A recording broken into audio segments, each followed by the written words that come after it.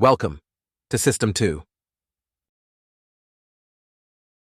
Have you ever felt like there are unwritten rules to how people compete and cooperate? Well, it turns out there are, and there's a whole field of study for it called game theory. Today, we're going to pull back the curtain on this incredible tool that helps us make sense of our strategic world. So let's dive in. All right, let's jump right in with a classic puzzle. Imagine this. You and a partner in crime get caught. The police have you, but they don't have enough to put you away for the big one. So they get clever. They stick you in separate rooms, no talking, no signals, and a detective comes in with a deal. This is the famous prisoner's dilemma, and what you choose to do next, well, it tells us a ton about how we make decisions. So this grid right here shows every possible outcome. Let's walk through it from your perspective. You're prisoner A. Okay, scenario 1. Your partner keeps their mouth shut. What's your best move? Confess. You walk away scot-free. Now, scenario 2. Your partner sings like a canary and confesses. What's your best move now? Believe it or not, it's still to confess because 2 years in jail is a whole lot better than 3. See the pattern? No matter what your partner does, it seems like confessing is your best bet. But, and this is the huge catch, your partner is in the other room thinking the exact same thing. And if you both confess, you both get 2 years, which is worse for both of you than if you had just stayed quiet. And that is the heart of this strategic puzzle. You have two completely logical people, each making what seems to be the smartest choice for themselves, and yet they end up in a place that's worse for everybody. It's a total paradox, right? To really get our heads around this, we're going to need a new way of thinking, a new toolkit for these kinds of situations. And that toolkit, well, it starts with learning a new language. Game theory gives us a super clear vocabulary to break down any situation where your results are tangled up with someone else's choices. Let's look at the basic building blocks. First up, you've got players. Pretty simple, right? These are just the decision makers in the game. In our puzzle, that's prisoner A and prisoner B. But in the real world, players can be anything. 2 companies battling for customers, a couple of politicians running for office, or even entire countries at the negotiating table. Okay, so what can these players do? Well, they each have strategies. A strategy is really just a fancy word for their plan of action. For our prisoners, the strategies couldn't be simpler. You either stay silent, which game theorists often call cooperating with the other player, or you confess, which is called defecting. And finally, we have payoffs. This is all about what's at stake. What are the consequences? For every possible combination of choices, there's an outcome. For the prisoners, the payoffs are measured in years of jail time, definitely a negative. But payoffs can also be positive things, like how much profit a company makes or how much market share gains. It's the result of the game. So now that we've got the lingo down, players, strategies, and payoffs, we can go back to our prisoners and actually solve the puzzle. What we're looking for is a stable outcome, a point where the game is going to settle. In game theory, this is called an equilibrium. Now, the most famous of these is the Nash equilibrium, named after the legendary mathematician John Nash. And the idea is actually pretty intuitive. A Nash equilibrium is a situation where no player can do any better by changing their strategy alone. Think of it this way. I'm making my best possible move, assuming you're going to stick with your move.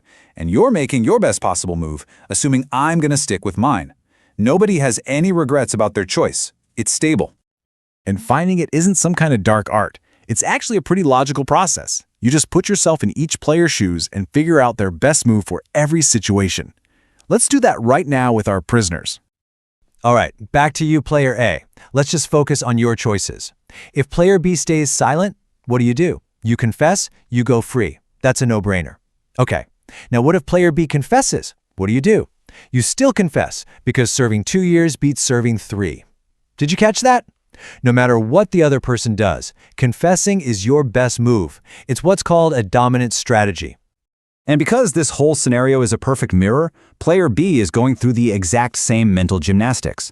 If you stay silent, they should confess. If you confess, they should confess. So confessing is their dominant strategy too. You can almost feel the pull, like gravity, drawing both of you toward the same decision. And boom, this is where it all lands. That bottom right box, where both of you confess, is the only spot on the grid where both of your choices are the best response to the others. That is the Nash equilibrium. And it perfectly explains the dilemma. The rational, stable, predictable result is that you both betray each other, even though it leads to an outcome that's worse for both of you than if you'd somehow managed to cooperate. So, you might be thinking, okay, A clever puzzle about prisoners, but why should I care? Because this isn't just about prisoners. Once you understand this basic dynamic, that tension between what's best for you and what's best for the group, you start seeing it absolutely everywhere. I mean, think about two rival airlines. If one drops its prices, it's probably in the other's best interest to drop its prices too, to avoid losing customers. But then they both just end up making less money. That's a prisoner's dilemma. Same goes for political arms races, or countries slapping tariffs on each other, or even environmental problems like overfishing. If I don't catch that last fish, someone else will, so we all overfish until there's nothing left. It's a famous problem called the tragedy of the commons. But not every problem is a trap like that. Game theory has models for all sorts of things. Take another classic called The Battle of the Sexes. A couple wants to go out together. One wants to see an action movie, the other wants to see a romantic comedy. The worst thing would be to go to separate theaters. Here, there are actually two good outcomes, two Nash equilibria. They both go to the action movie, or they both go to the rom-com. The problem isn't avoiding a bad outcome. The problem is coordinating on which good outcome to choose. It just shows how flexible this whole framework is. Okay, now prepare to have your mind blown a little bit. What if I told you the players in a game don't even have to be aware they're playing?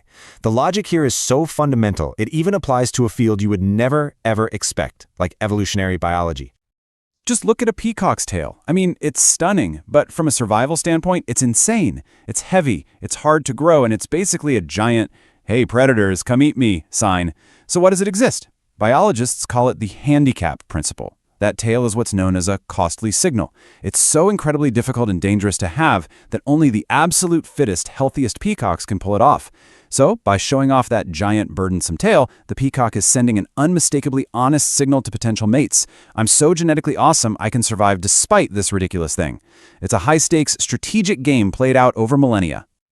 So, as we bring this all home, what's the one big idea you should walk away with? It's really this. Game theory is a way of thinking. It's a framework for analyzing any situation where the result of your decision depends on what somebody else decides to do. So in just a few minutes, we've learned how to see the world in terms of players, strategies, and payoffs. We've figured out what a Nash equilibrium is, that stable point where nobody wishes they'd done something different. And we've seen how this one idea can explain everything from price wars to, yes, even a peacock's tail. Look, this is way more than just a thought experiment. It's a new lens for looking at your own life. Every time you negotiate a deal at work, decide how to split a check with friends, or work on a team project, you're in a game. So I'll just leave you with this question. Now that you know the basic rules, what games are you playing?